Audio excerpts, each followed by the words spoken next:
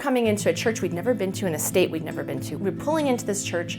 It had been a long drive, and the whole way we'd been listening to a preacher. And as we listened to that preacher, I felt the Lord speaking to me, Patty, you need to preach. I've called you to share my word. I've called you to preach. And I struggled with it, and I was wrestling with God, and I even, we were in a dark van, I could cry, and I was just crying and saying, Lord, I can't. I don't want to offend people. And as soon as we pulled into that church, we'd never met this pastor. He asked, so are you going to be preaching this weekend? And I said, oh, no way. I think one of the guys are going to.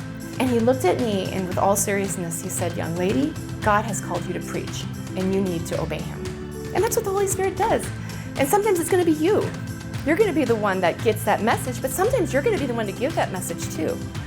The Holy Spirit can use us to call out the true identity of our brothers and sisters around us.